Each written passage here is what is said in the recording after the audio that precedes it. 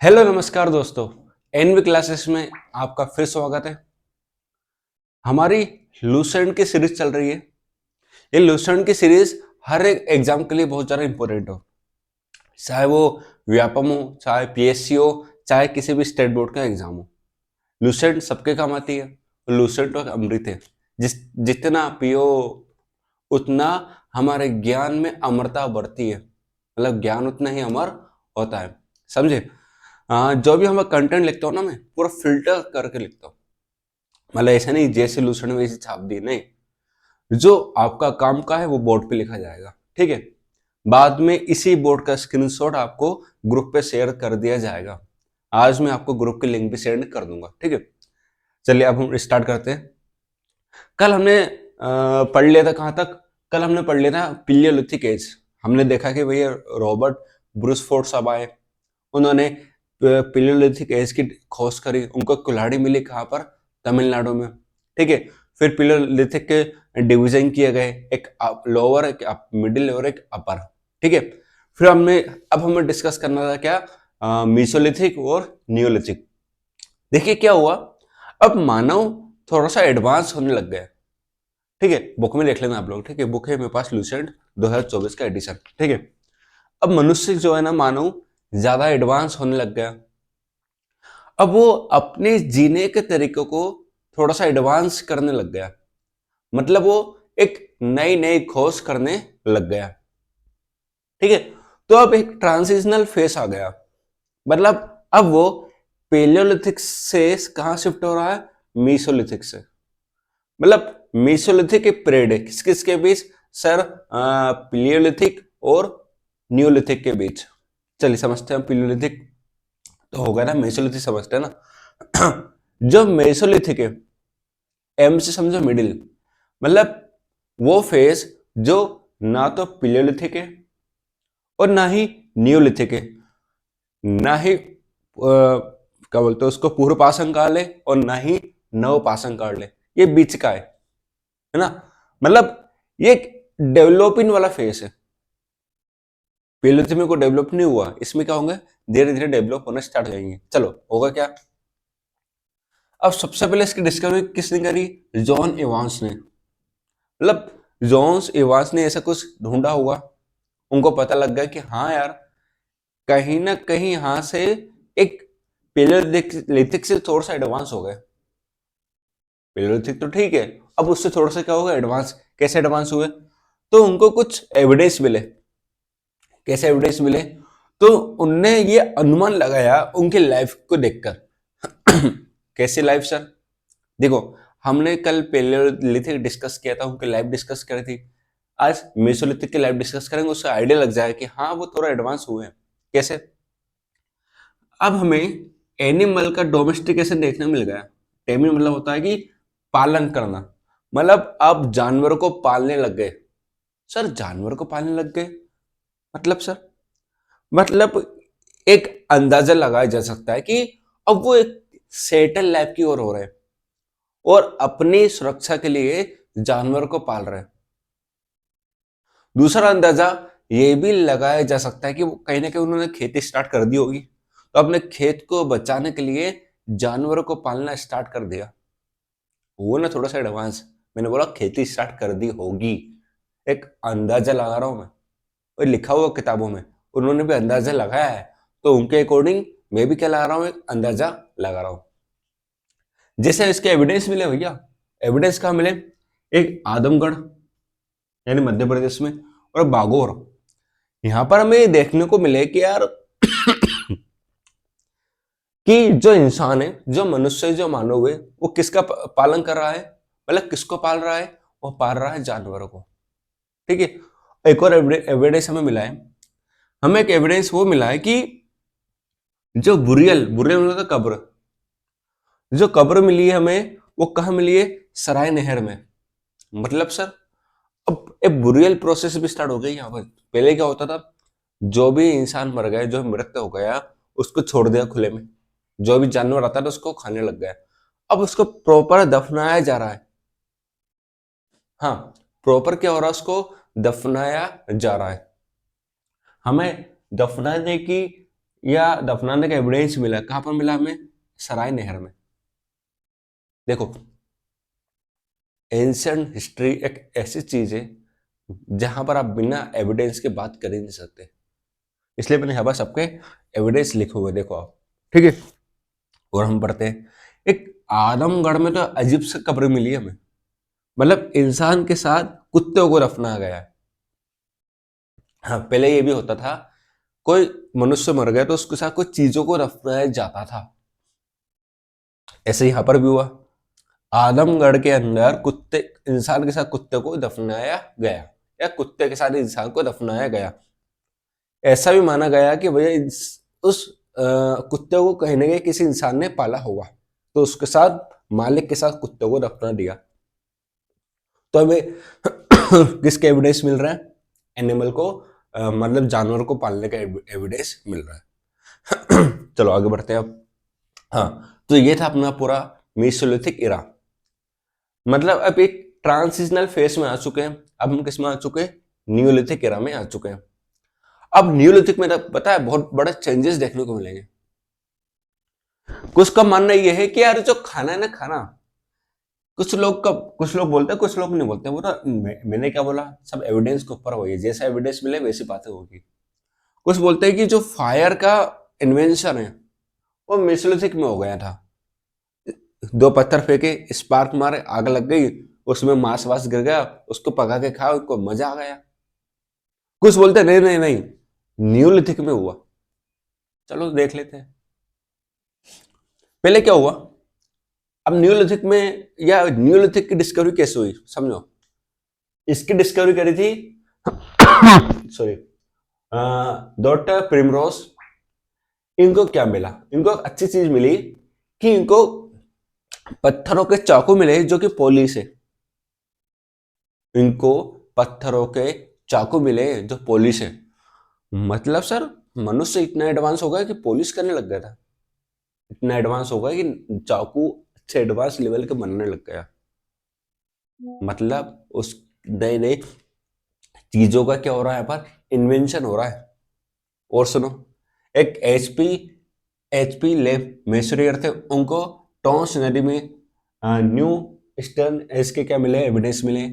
वही गॉर्डन्स को देखोगे तो उन्होंने बोला कि उन्होंने किताब लिखी है, मेक मैन हिमसेल्फ, मतलब आदमी अपने आप को बनाता है। सॉरी, गले में खराबी है। तो मतलब क्लियर दिख रहा है कि यार एक नया स्टोन एज आ चुका है। अब यहां पर क्या हो रहा है कि यहां पर नई नई डिस्कवरी हो रही है। पहिए का आविष्कार हो चुका है न्यूलिथिक एज में, फायर का आविष्कार हो चुका है, पोट्री का आविष्कार हो चुका है। और अब मानव क्या कर रहा है, जो भी अनाज उगा रहा है उसको खा भी रहा है, मतलब खेती भी आ चुकी है भाई साहब। खेती आ चुकी थी, एक हमने एक फेस देखा था खेती का, मतलब मैंने क्या बोला, जानवर को पाल रहा, कहने की खेती करी होगी उन लोगों ने। हमें यहाँ पर पूरी तरह से हमें खेती के साक्ष्य भी मिले, यानी एविडेंस भी देखने को मिले। चलो, इनके लाइव जब हम समझेंगे तो पूरी तरह से क्लियर हो जाएगा। सबसे पहले देखते हैं खेती, यानी एग्रीकल्चर। अब भाई साहब मैंने क्या बोला, कृषि करने लग गए, एग्रीकल्चर करने लग गए। अब एग्रीकल्चर कर रहे हैं तो कहने के सामान ला रहे होंगे, ले जा रहे होंगे, तो पहिए का आविष्कार हो चुका होगा। अच्छा खाना खा रहे हैं तो फायर का आविष्कार हो चुका होगा। इसलिए मैं ज्यादा मानता हूँ कि न्यूलिथिक में ये सब आविष्कार हुआ होंगे। चलो, अब कृषि से हमें ये पता लग रहा है कि यार जो मानव है, खाने को प्रोड्यूस भी कर रहा है, वो साथ साथ उसको खा भी रहा है, मतलब पका के खा रहा है। प्रोड्यूसर भी बन गया है और कंज्यूमर भी बन गया है। बहुत बढ़िया सर, आगे बताओ। इसके साक्ष्य मिलेगा आपको, मिले ना। पाकिस्तान के मेहरगढ़, दुनिया के सब, मतलब यह मानो पूरी दुनिया में ऐसा कोई एविडेंस नहीं मिला था। सिर्फ मेहरगढ़ में एविडेंस मिला है कि वीट और बार्ले उगाया जा रहा है, उसको खाया भी जा रहा है। मतलब पूरे वर्ल्ड में सबसे पहले खेती का एविडेंस हमें कहाँ मिले? मेहरगढ़। उस समय मेहरगढ़ का था इंडिया में था, फिर आपका 1947 के बाद कहाँ चला गया? पाकिस्तान के पास चला गया। हमें चावल के साक्ष्य मिले, कोल्डी हवा। तो मतलब एक देख रहे हो, मनुष्य अपने आप को एडवांस कर रहा है, ठीक है। और समझते हैं अब एनिमल हस्बेंड्री, पशुपालन, मैंने देखा था, तो ये पशु को पालने लग गए थे, तो हमें पशुपालन में वो ज़्यादा एडवांस हो गया। कुत्ते को, सीप, मतलब इनको पालने लग गए। मैंने क्यों पाला? अपने आपकी सुरक्षा के लिए। मतलब ये पहले घुम मतलब घूमने वाली जिंदगी थी, वो थे ना, नोमेडिक थे पहले। अब कोई इनकी सेटल लाइफ नहीं थी। अब इनकी क्या होने लग गई? सेटल लाइफ स्टार्ट हो गई है। समझ गए? अब वो समझो कपड़े। अब कपड़े में एडवांस हो गए। वूल है, मतलब जूट और कॉटन। अरे इनके कपड़े या इनके धागे मिले हैं हमें। वो ये सब धागे कहाँ से मिले हैं? मेहरगढ़। तो मेहरगढ़ से हमें ये प्राप्त होता है कि कहीं ना कहीं कपड़े भी अच्छा हो गए थे उनके, एडवांस लेवल के। घर देख लो, घर को इस प्रकार से बनाते हैं। देखो वो क्या करते थे, ये जमीन है, उसका गड्ढा कर दिया, अंदर से क्या कर दिया, गड्ढा कर दिया, उस पे क्या बना दी, सीढ़ियां, उस पे छोटे से क्या बना दिया, होल। मतलब ये ड्वेलिंग करने लगे, पिट ड्वेलिंग बोलते हैं इसको। और कुछ घर में कैसे मिले, बम्बू के, बांस के। और कुछ घर में कैसे मिले, मिट्टी के। देखो कैसे एक एवोल्यूशन हो रहा है। पहले कोई घर बार नहीं, फिर धीरे धीरे घर बनने लग गए। अब देखो फिर जनपद, महाजनपद, फिर एम्पायर, फिर आज की लाइफ। मतलब धीरे धीरे हो रहा है एवोल्यूशन। यहाँ पर किताब भी लिखे हुए है गॉर्डन साहब ने, मेक हिमसेल्फ, मतलब आदमी अपने आप को बनाता है। समझ गए? चलो भाई, घर बन गए। पोल्ट्री, मतलब जो अनाज आ रहा है या जो खाना बन रहा है, वो खाने को इकट्ठा भी कर रहे हैं। कहां पर इकट्ठा कर रहे हैं सारे? पोल्ट्री के अंदर। समझ में आ गया? ये सर्दी परेशान करेगा आज। हाँ। अब हमें बुरियल, बुरियल मतलब वही दफनाना।